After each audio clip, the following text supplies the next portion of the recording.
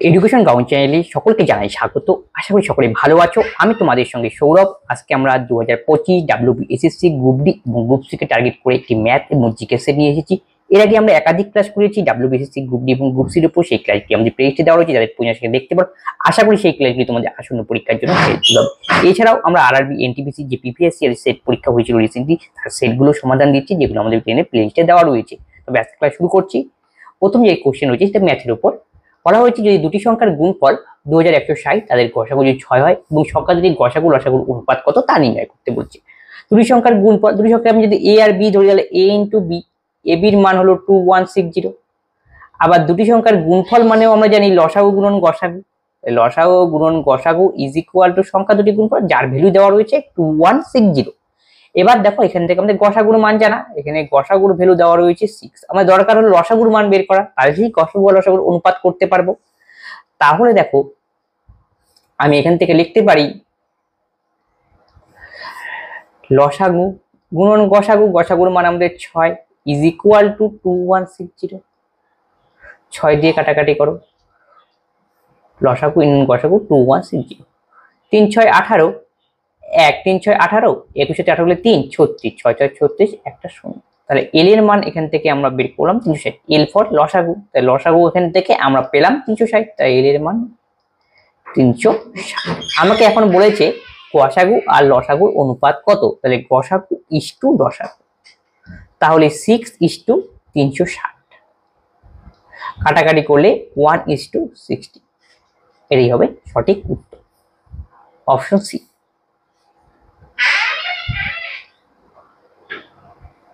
পিতা ও পুত্রের বর্তমান বয়সের সমষ্টি 100 বছর। 5 বছর পূর্বে তাদের বয়সের অনুপাত 2:1 হলে 10 বছর পর তাদের বয়স কত হবে? তাহলে পিতা পুত্রের বয়সের সমষ্টি বর্তমানে ছিল 100 বছর, তো 5 বছর পূর্বে তাদের বয়সের অনুপাত আমি ধরলাম 5 বছর পূর্বে তাদের দুজনের বয়স ছিল 2x, আরেকজনের বয়স হলো x। 2x মানে বাবার বয়স আর x মানে হলো পুত্রের বয়স। এটা হলো 5 বছর পূর্বের বয়স, কিন্তু আমাদের অনুপাত সমষ্টি দেওয়া হচ্ছে কি বর্তমানে, তাহলে পূর্ব থেকে আমাকে বর্তমানে আসতে হবে। তাহলে 2x প্লাস x দুজনের বয়সটি সমষ্টি করে যোগ করলাম বাবা আর ছেলের বয়স, তাহলে 5 বছর পর মানে 5 বছর পূর্বে হলো 2x আর x, তাহলে 5 বছর বর্তমানে আনতে হলে এর সঙ্গে 5 যোগ করতে হবে, যেহেতু দুজন ব্যক্তি তাই 5 5 আমরা 10 যোগ করব। এখন যে বর্তমান সেটা হলো 100, তাহলে এখান থেকে আমি বলতে পারি 3x = 90। x এর মান এখান থেকে 30 বেরোবে। এখানে আমি বলি বাবার বয়সটা বের করে নেই, এটা হলো 5 বছর আগের বয়স কিন্তু বেরোবে। 30 দোকানে 60 আর ছেলের বয়স 30, এটা হলো 5 ইয়ার্স ago।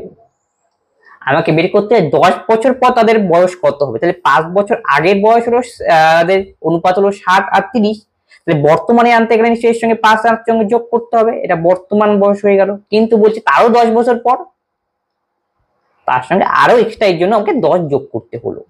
আর যদি বর্তমান বলতো তাহলে 65 আর 35 হতো। বর্তমান থেকে বলছে আরো 10 বছর যেতে, আরো 10 বছর অ্যাড করে দাও। 10 আর 5 15 মানে 75,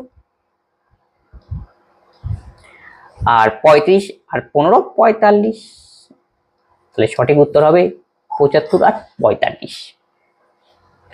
কোন দ্রব্যের বিক্রয় মূল্য 616, 12% লাভ, তার দ্রব্যটি 162 টাকায় বিক্রি করলে তার কত ক্ষতি হবে? তাহলে এসপি দেওয়া রয়েছে 616 এবং এখানে বলা হয়েছে 12% লাভ, তাহলে এখান থেকে আমি কস্ট প্রাইসটা বের করে নিতে পারি। তাহলে 616 এসপি থেকে যখন কস্ট প্রাইস বের করব বিক্রয় মূল্য থেকে ক্রয় মূল্য, তখন 100 উপরে দিতে হবে, যেহেতু 12% লাভ তাহলে 112 হলে নিচে। 2 দিয়ে কাটাকাটি করতে পারো 50, এটা হলো 56, 7 8 56, 5 6, 7 দিয়ে কাটাকাটি করি 7 8 56, 7 8 56, 61 থেকে 56 গেলে 5, 7 8 56, 8 11 88, 5 11 55, 550 হলো আমাদের সিপি। আমাদের বলছি এখন আবার সেই জিনিসটাকেই যদি এখন আবার 462 টাকায় বিক্রি করা, তার কতটা ক্ষতি হবে? তাহলে সিপি মানে কস্ট প্রাইস মানে ক্রয় মূল্য হলো 550 টাকা, এবং সেটাকে এখন যদি 462 টাকায় বিক্রি করা হয় নিশ্চয়ই ক্রয় মূল্য বেশি আর বিক্রয় মূল্য কম, তাহলে ক্ষতি হয়েছে। এখন কতটা ক্ষতি হলো সেটাই আমাকে বের করতে বলেছে, বিয়োগ করতে হবে। 10 থেকে 2 বিয়োগ করলে 8, 15 থেকে 7 বিয়োগ করলে 8, তাহলে 88। মনসবদারি প্রথা কে প্রচলন করেছিলেন? আকবর মনসবদারি প্রথা প্রচলন করেছিলেন 1571 সনে। মনসবদারি প্রথা হলো এক ধরনের তার অর্থ হলো পদমর্যাদা। পদমর্যাদা মনে করো যে প্রশাসনের বিভিন্ন বিভাগের দায়িত্ব, সেনাবাহিনী হোক আর প্রশাসনিক বিভিন্ন প্রশাসনের দায়িত্ব দেওয়া, এই যে প্রধান হওয়া বা চিফ তৈরি করা বা হেড তৈরি করা, সেই প্রক্রিয়া ছিল মনসবদারি প্রথা। নিচের কোনটিকে বাদামি কয়লা বা ব্রাউন কোল বলা হয়? এর সঠিক উত্তর হবে লিগনাইটকে বলা হয় বাদামি কয়লা বা ব্রাউন কোল। সবচেয়ে উন্নত মানের কয়লা হলো অ্যান্থ্রাসাইট, সবচেয়ে উন্নত। সবচেয়ে উন্নত কার্বনের পরিমাণ সবচেয়ে বেশি থাকে এখানে, উন্নত। আর সবচেয়ে অনুন্নত জাতের কয়লা হলো অনুন্নত, সবচেয়ে ওস্ট, সেটা হলো পিট কয়লা, পিট।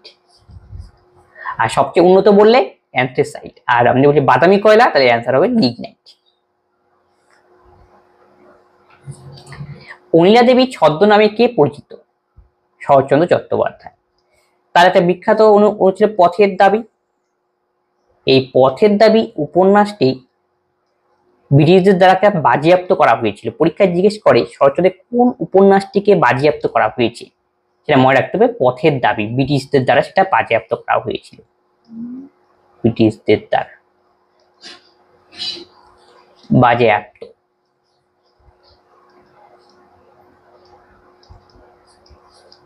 আশাপূর্ণা দেবী তার বিখ্যাত লেখা প্রথম প্রতিশ্রুতি। আশাপূর্ণা দেবী তার বিখ্যাত বই হলো প্রথম প্রতিশ্রুতি। প্রতিশ্রুতি এই বইয়ের জন্য তিনি জ্ঞানপীঠ অ্যাওয়ার্ডে ভূষিত হন। জ্ঞানপীঠ অ্যাওয়ার্ড, এখান থেকে মনে রাখবে প্রথম মহিলা যদি বলে জ্ঞানপীঠ অ্যাওয়ার্ড, প্রথম মহিলা যিনি জ্ঞানপীঠ অ্যাওয়ার্ডে ভূষিত হয়েছেন তিনি হলেন আশাপূর্ণা দেবী, ফার্স্ট ওমেন। এই জ্ঞানপীঠ অ্যাওয়ার্ডে ভূষিত হওয়া প্রথম ওমেন। নারায়ণ দেবনাথ একজন বিখ্যাত কার্টুনিস্ট চরিত্র তিনি তৈরি করতেন, যেমন হাদাবোদা, নন্টে ফন্টে, নন্টে ফন্টে, হাদাবোদা প্রভৃতি।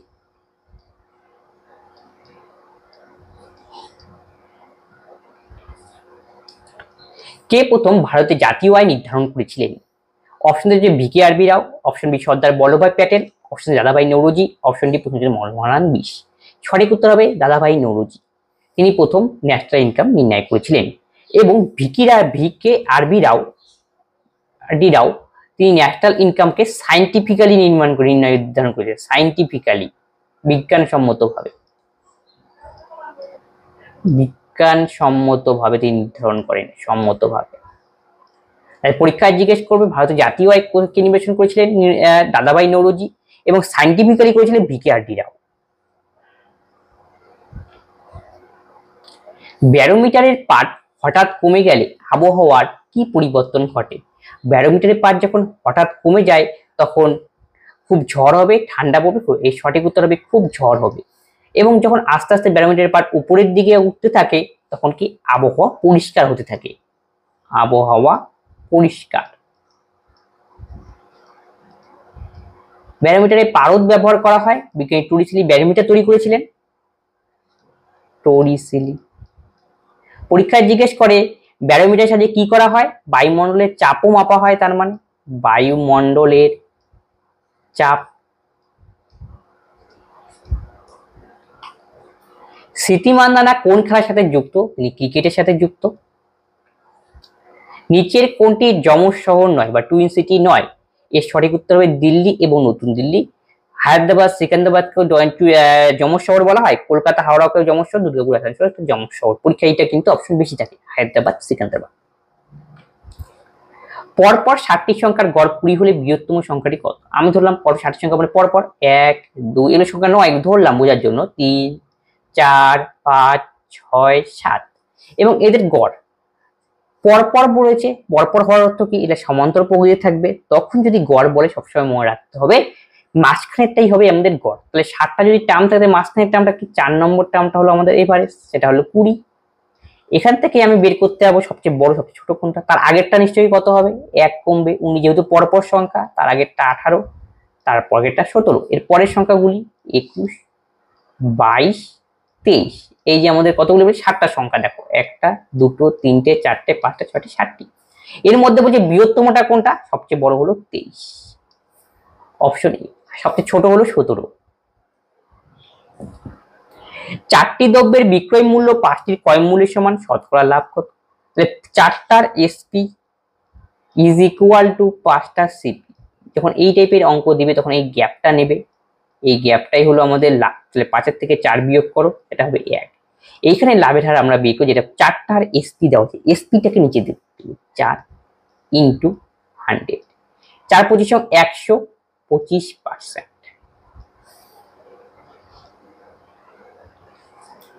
কিসের অভাবের জন্য দুধকে এখন সুষম খাদ্য বলে না? লোহা এবং ভিটামিন সি এর অভাবের জন্য। সুষম খাদ্য মানে কি? যে সমস্ত খাবারের মধ্যে কার্বোহাইড্রেট, প্রোটিন, ফ্যাট এবং ভিটামিন এবং বিভিন্ন খনিজ লবণ বর্তমান থাকবে, উপস্থিত থাকবে, তখন সেই ধরনের খাদ্যকে বলবো আমরা ব্যালেন্স ফুড বা সুষম খাদ্য। ভারতের সংবিধানে কোন সংশোধনীর মাধ্যমে ভারত ও বাংলাদেশের মধ্যে অঞ্চল বিনিময় হয়েছে? এটা হবে 100তম অ্যামেন্ডমেন্ট, যা হয়েছিল 2015। যে ছিটমহলের কথা বলি সেটার কথা বলা হয়েছে। আর 101তম অ্যামেন্ডমেন্ট হচ্ছে 2016 সনে, এখানে জিএসটি ইন্ট্রোডিউস করা হয়েছিল, গুড অ্যান্ড সার্ভিস ট্যাক্স। অগ্নি প্রতিরোধক পোশাক বা ফায়ার ফাইটিং ক্লোথস কি দিয়ে তৈরি হয়? অ্যাসবেস্টাস দিয়ে তৈরি হয়। একটা ম্যাথ, এ 90%, বি এর 30%, বি এর 2x% তবে এক্স এর মান কত? তাহলে এ 90%, এই পার্সেন্ট উঠে যাও, এই 0 উঠে গেল। তাহলে আমি বলতে পারি এখান থেকে a by b is equal to 3/9। আবার দেখো কাটাকাটি যাচ্ছে, তাহলে 1/3। এখন বলেছি আবার বি হলো এ এর 2x%, তাহলে বি এর মান আমাদের এখানে কত? 3। তাহলে বি এর ঘরে 3 বসাবো, এর মান মানে 1, এর ঘরে 1 বসাবো, ইন্টু 2x%, 2x% এখানে নিচে 100 দিতে হয়, কাটাকাটি 50। তাহলে এক্স এর মান আমরা এখান থেকে বের করবো 150।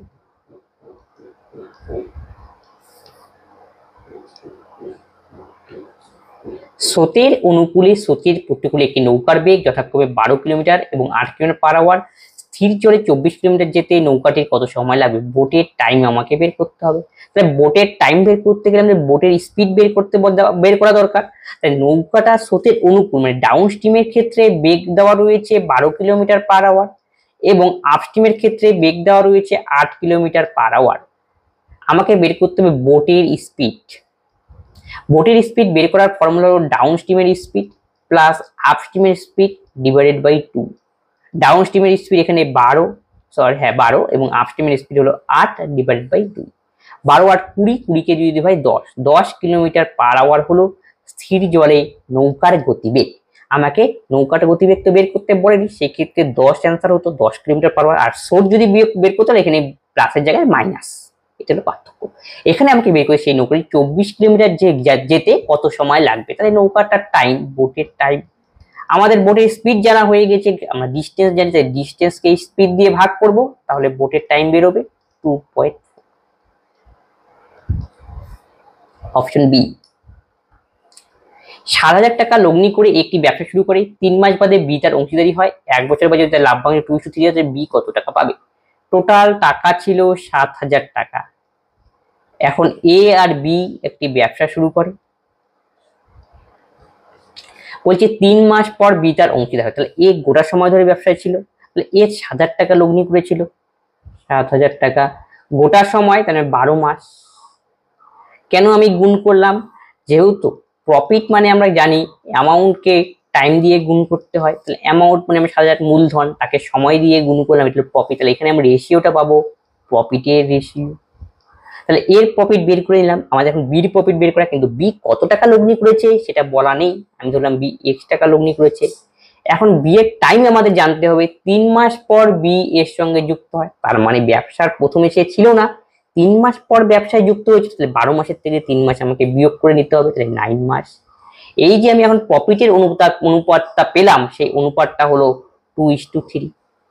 এখান থেকে এক্স এর মান আমরা বের করব, 3 3 9, 2 দিয়ে 6, 3 দোকানে 6, এক্স ইকুয়াল টু 7 দোকানে 14,000।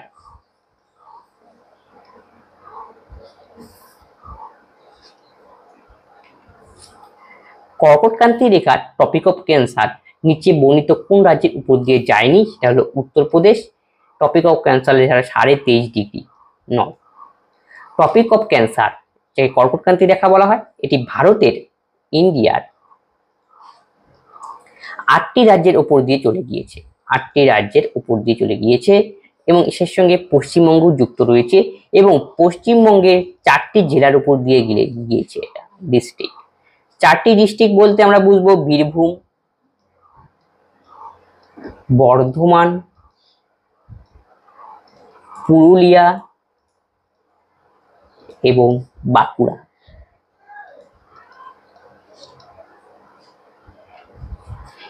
কিলোওয়াট ঘন্টা কিসের একক? এটি শক্তির একক। শক্তির একক আমরা এছাড়াও জানি শক্তির এসআই একক, সেটি হলো জুল। আর সিজিএস পদ্ধতিতে শক্তি একক হলো আর্ক। এখান থেকে জেনে রাখো 1 joule is equal to 10⁻7 erg. ক্ষমতা মানে পাওয়ার, ক্ষমতা ইজ ইকুয়াল টু কার্যবাহী সময়। তাহলে কার্যের একক কি শিখলাম? জুল। তাহলে জুল পার সেকেন্ড, অথবা আমি বলতে পারি আর্ক পার সেকেন্ড। এছাড়াও ক্ষমতাকে আমরা ওয়াট একক বলে ডিনোট করি, ওয়াট এককে। আবার হর্স পাওয়ার আমরা শুনেছি 1 horse power equal to 746 watt. এই হর্স পাওয়ারটা হলো ক্ষমতার একক। 550 পাউন্ড ভরের কোনো বস্তুকে 1 সেকেন্ডে 1 ফুট উপরে তুলতে গেলে যে পরিমাণ ক্ষমতা বা শক্তির প্রয়োজন হয় সেটা হলো 1 হর্স পাওয়ার। এই 1 horse power is equal to 746 watt. বল এফ, বল ইকুয়াল টু ভর ইন্টু ত্বরণ। বলের একক আমরা জানি এসআই পদ্ধতিতে নিউটন এবং সিজিএস পদ্ধতিতে হলো ডাইন। 1 নিউটন ইজ ইকুয়াল টু 10⁵ ডাইন।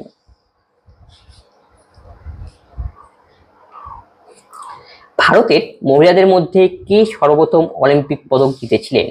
কর্ণাম মালেশ্বরী। তিনি ভার উত্তোলনের সঙ্গে যুক্ত ছিলেন, ভার উত্তোলন, weight lifting.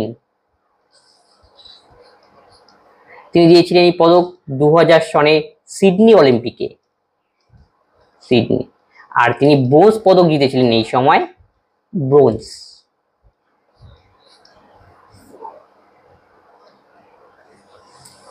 Servant of India society কে প্রতিষ্ঠা করেছিলেন? গোপাল কৃষ্ণ গোখলে 1905 সনে। অ্যানি বেসান্ত হোম রুল আন্দোলনের সঙ্গে যুক্ত ছিলেন। অ্যানি বেসান্ত প্রথম কংগ্রেসের মহিলা সভাপতি ছিলেন, first women president, president of Congress session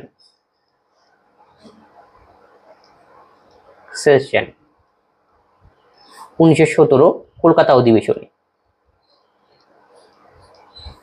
আবার ঋষি অরবিন্দ তার বিখ্যাত বই সাবিত্রী পরীক্ষা এটা জিজ্ঞেস করে। একটি আয়তক্ষেত্রাকার বাগানের দৈর্ঘ্য প্রস্থ যথাক্রমে 100 মিটার ও 80 মিটার। বাগানের চারিদিকে 10 মিটার চওড়া একটি রাস্তা রয়েছে, রাস্তাটির ক্ষেত্রফল কত?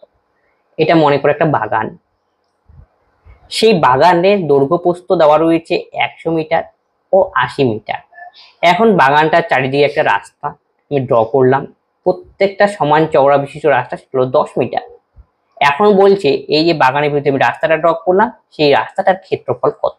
তাহলে প্রত্যেকটা রাস্তার চওড়া হলো 10 মিটার করে, তাই সব পাশে 10 মিটার করে যাবে, একই রকম ভাবে উপরে নিচে থাকবে।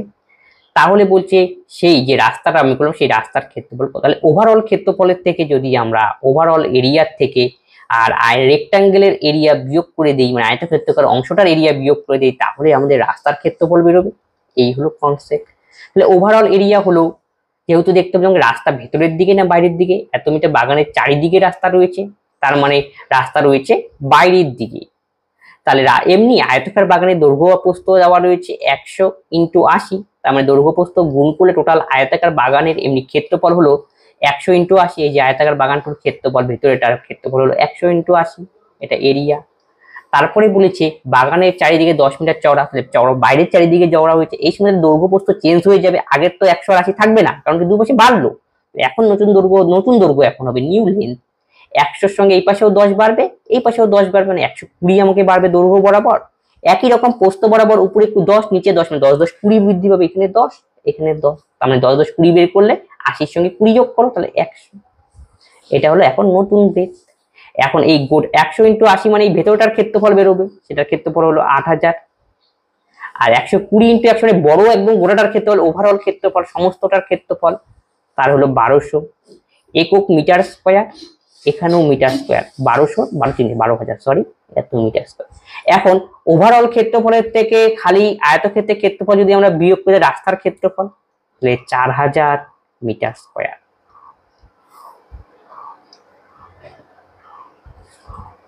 এক ব্যক্তি 61 কিলোমিটারে 9 ঘন্টা অতিক্রম করে যাত্রাপথে কিছু অংশ তিনি পদব্রজে পায়ে হেঁটে যান এবং বাকি অংশে 9 কিলোমিটার সাইকেলে যান। তিনি পদব্রজে কতটা পথ গিয়েছিলেন তা নির্ণয় করতে বলেছে। আচ্ছা, টোটাল ডিস্টেন্স আমি 61, সেই 61 কিলোমিটারের কিছু অংশ 61 আমি বললাম, টোটাল ডিস্টেন্স 61, তার মানে কিছু অংশ পায়ে হেঁটে তিনি ধরেছিলাম, আমি ধরলাম পায়ে ওয়াক x কিমি, তাহলে বাকিটা নিশ্চয়ই তিনি কিসে যাবেন, সাইকেলে। তাহলে 61 মাইনাস x কিমি তিনি সাইকেলে গিয়েছিলেন, তাহলে x কিমি যে তিনি গিয়েছিলেন পায়ে 4 কিলোমিটার পার আওয়ার বেগে। আবার 61 মাইনাস x কিলোমিটার তিনি গিয়েছিলেন বাকি অংশ সাইকেলে গিয়েছিলেন 9 কিলোমিটার পার আওয়ার বেগে। এই যে টোটাল টাইম দুটো মিলিয়ে সেটা লেগেছিল 9 ঘন্টা। আমি কি করলাম, প্রত্যেকটা অংশের টাইম বের করলাম। প্রথম অংশের টাইম প্রথমে কি নিয়েছিলাম, x মানে প্রথম অংশে কতটা গেল, মনে করো x এটা রাস্তা, আর x কিলোমিটার গেল, আর x গেল হলো 4 কিলোমিটার পার আওয়ার বেগে। এই যে ডিস্টেন্সকে যদি আমরা গতিবেগ দিয়ে ভাগ করি তাহলে টাইম বেরোবে, তাহলে আলটিমেট টাইমের আমি একটা রিলেশন তৈরি করলাম। একই রকম ভাবে বাকি যে অংশ রয়েছে, বাকি অংশ মানে 61 মাইনাস x, এই বাকি অংশ গিয়েছে 9 কিলোমিটার পার আওয়ার, 9 দিয়ে ভাগ করলাম, তাই এখানকে তো টাইম আমাদের তাই টোটাল যে টাইমটা লাগলো সেটাই তো বলা রয়েছে 9, তাহলে এটা ইকুয়াল টু 9। এখান থেকে আমাকে x এর মান বের করতে হবে।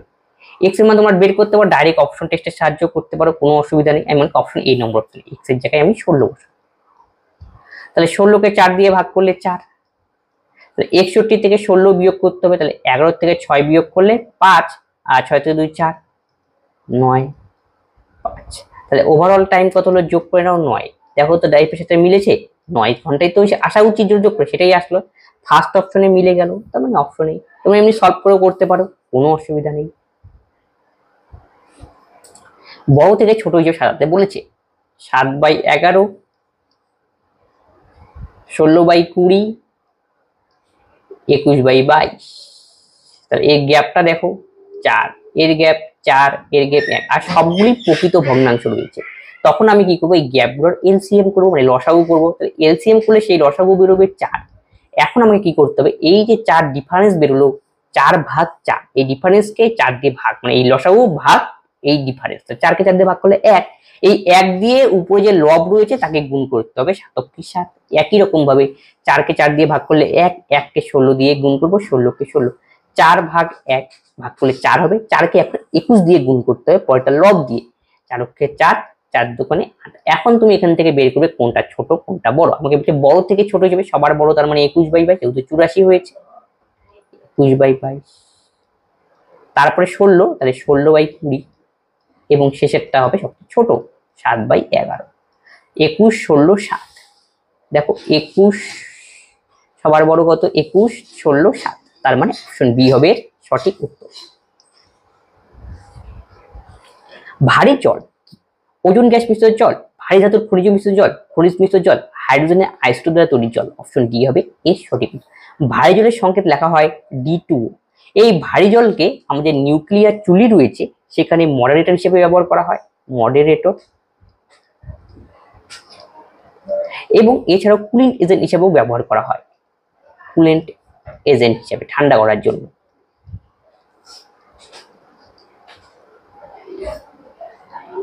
বন্দিপুর বা বান্দিপুর অভয়ারণ্য কোথায় অবস্থান করেছে? বান্দিপুর বা বন্দিপুর অভয়ারণ্য দেখতে পাওয়া যায় অপশনে কর্ণাটকে, এখানে বাঘের জন্য বিখ্যাত। উড়িষ্যায় বিখ্যাত অভয়ারণ্য রয়েছে, একটা পরীক্ষায় জিজ্ঞেস করে, সেটা হলো সিমলিপল, সিমলিপল। এবং গুজরাটে রয়েছে গির, যা সিংহের জন্য বিখ্যাত। আর রাজস্থানে রণথম্বর, মনে রাখবে।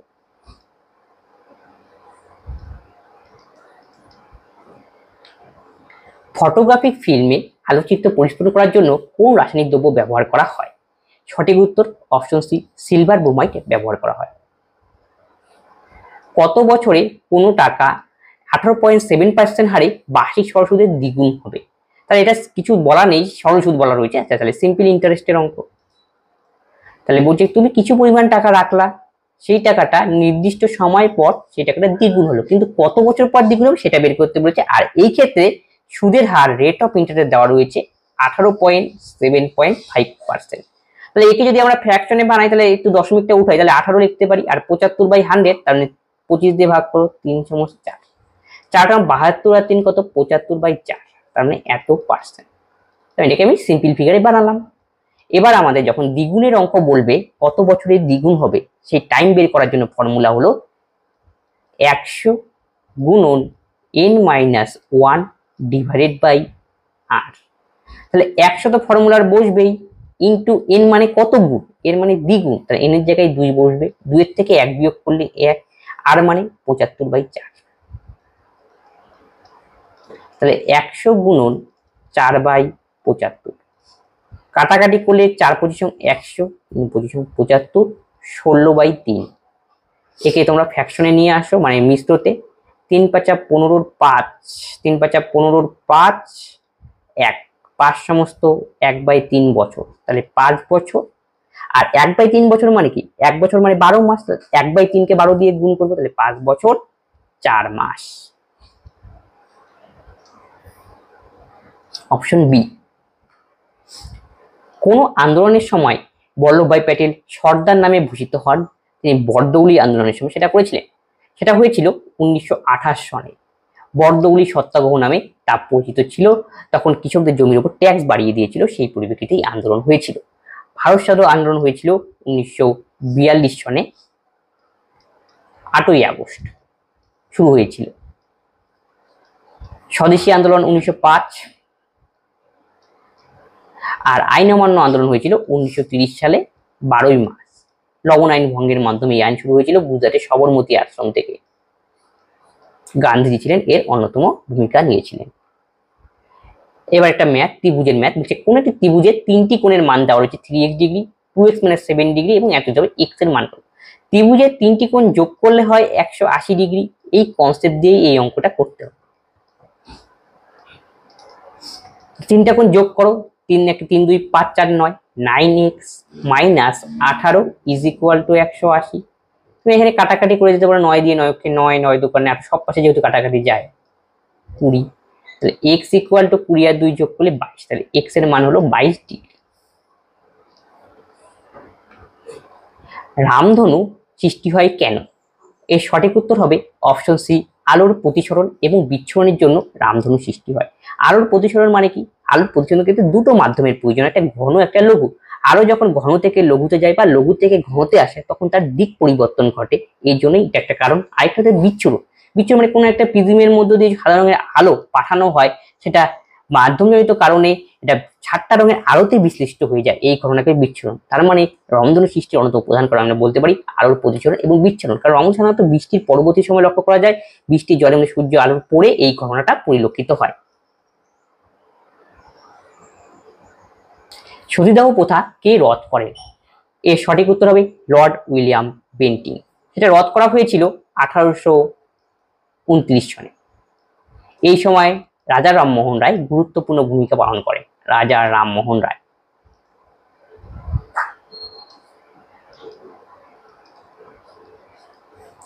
লর্ড ডালহৌসির সময় রেলপথের ব্যবস্থা বা রেলপথ বসানো হয় ভারতবর্ষে 1853 সন।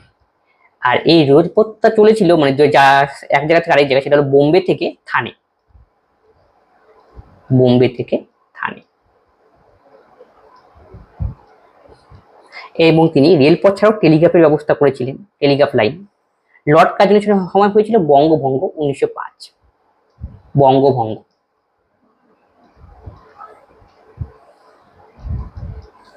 লর্ড ক্যানিং ছিলেন ভারতের শেষ ভাইসরয়,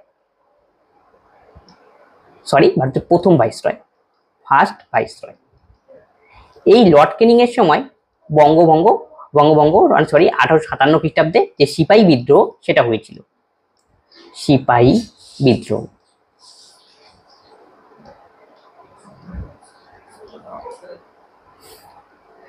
স্যাকারিন কি দিয়ে তৈরি হয়? স্যাকারিন হলো টলুইন দিয়ে তৈরি হয়।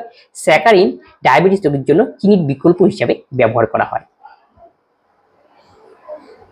খনিজ পদার্থ ফ্লোরিন এর অভাবে মানবদেহে কি ক্ষতি হয়? ফ্লোরিন যখন থাকবে, ফ্লোরিনের জন্য তখন দাঁত দুর্বল হয়ে যায়। এটা মনে রাখবে, কারণ কি ফ্লোরিন দাঁতের কি ক্ষয় করতে সাহায্য করছে। মানবদেহে ফ্লোরিনের অভাবে মানবদেহে কি ক্ষতি হয়? দাঁত দুর্বল হয়, কারণ দাঁতের মধ্যে একটা উপাদান থাকে ফ্লোরিন। আবার এখান থেকে আসে যে ফ্লোরিন দূষণের ফলেও আমাদের রোগ হয়, দাঁতের ক্ষয় করে। আবার ফ্লোরাইড যে একটা রয়েছে, এটা সেটা। এখান থেকে অ্যানিমিয়া যাকে আমরা বলি, রক্তাল্পতা। আরবিসির পরিমাণ যদি দেহে রক্তের পরিমাণ আরবিসির পরিমাণ কমে যায় অথবা হিমোগ্লোবিনের পরিমাণ কমে যায়, তখন সেটাকে বলি রক্তাল্পতা। গয়টার মানে কি গলা ফুলে যাওয়া, এটা মানে থাইরক্সিন হরমোনের প্রভাবে হয় গয়টার।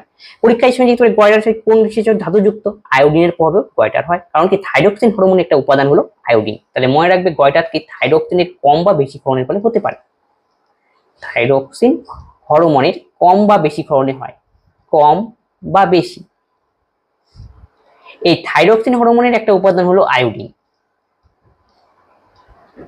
এনে পরীক্ষায় ডাইরেক্ট জিজ্ঞেস করতে পারে গয়টার কিসের অভাবে হয়, ডাইরেক্ট আয়োডিন অপশন থাকে। অ্যানিমিয়া রক্তটা আরবিসির পরিমাণ কমে যায়। আরবিসির মধ্যে থাকে আবার হিমোগ্লোবিন, হিমোগ্লোবিনের পরিমাণও কমে যাবে অটোমেটিক্যালি। এই সময় শরীর উইক হয়ে যায়। একজন মোটর আরোহী এ থেকে বি স্থানে 20 কিলোমিটার/আওয়ার বেগে এবং 30 কিলোমিটার/আওয়ার ফিরে আসে, তাহলে আরোহীর গড় গতিবেগ কত? কোনো যদি এই টাইপের অঙ্ক দেওয়া হয়, কোনো যতটা দূরত্ব গেল আবার সেই দূরত্বই ফিরে আসলো, তখন সেই ক্ষেত্রে এভারেজ স্পিড বের করার ফর্মুলা হলো 2ab/a+b। 2 ইন্টু a মানে 20 কিলোমিটার/আওয়ার, b মানে 30 কিলোমিটার, a+b 30 আর 20 যোগ করলে 50। এই 0 0 কেটে দাও, 5 6 30, 6 দোকানে 12, 12 দোকানে 24, 24 কিলোমিটার/আওয়ার হলো তার আরোহীর গড় গতিবেগ। Option D. দুই অঙ্কের একটি সংখ্যার অঙ্কদ্বয়ের যোগফল 8 এবং সংখ্যাটি থেকে 18 বাদ দিলে সংখ্যাটির অঙ্কগুলির স্থান পরিবর্তন সংখ্যাটি কত? এই টাইপের যখন অঙ্ক দিবে তোমাদের পরীক্ষায়, তখন তোমরা অপশন টেস্ট করবে। বলছে যোগ করলে 8 হবে, 3 আর 5 যোগ করো 8, 6 আর 2 যোগ করলে 8, 4 4 8 5 3 8। প্রথমটা তো স্যাটিসফাই সবগুলোতেই করলো, তাহলে এখন দ্বিতীয়টা আমাদের চেক করতে হবে। প্রথমটা থেকে 18 বাদ দিতে বলেছে, তাহলে 18টা বাদ দাও। তাহলে 15 থেকে 8 বিয়োগ করলে 7, এর থেকে 2 বিয়োগ 17। দেখো দেখি অঙ্কগুলো স্থান পরিবর্তন করলো, মানে উল্টে গেল কি না, এটা আমাদের হবে না। এবার পরেরটা থেকে একই রকম, 62 থেকে 18 বিয়োগ করতে হবে। 12 থেকে 8 বিয়োগ করলে 4, 6 থেকে 2 বিয়োগ করলে 4। 62 কি উল্টো আসলো না, এটাও হবে না। এবার 44 থেকে 18 বিয়োগ করো। 14 থেকে 8 বিয়োগ করলে 6, 4 থেকে 2 বিয়োগ করলে 26, উল্টা তো যায়নি, এটাও হবে না। এবার 53 থেকে 18 বিয়োগ করো। 13 থেকে 8 বিয়োগ করলে 5, 5 থেকে 2 বিয়োগ 3। 18 বিয়োগ করার পর ছিল 53, হলো 35, ঠিক উল্টে গেল। এটাই বলেছে অঙ্কগুলো স্থান পরিবর্তন করবে। তাহলে সঠিক উত্তর অপশন ডি। তাহলে আজকে ক্লাসে এই 37খানা কোশ্চেন ছিল, ম্যাথ এবং জিকে মিলিয়ে, সেগুলো সলভ করা হলো। যদি কোনো কোশ্চেনে তোমাদের ডাউট হয় বা কোনো অঙ্কে তোমাদের অসুবিধা হয়, অবশ্যই তোমরা কমেন্ট বক্সে কমেন্ট করবে। বন্ধুদের সঙ্গে এই ক্লাসগুলি শেয়ার করে দাও, যাতে সকলেই এই ক্লাস থেকে উপকৃত হয়। তবে আজকের ক্লাস আমরা এখানেই শেষ করছি, পরবর্তীতে আবার দেখা হচ্ছে। ধন্যবাদ।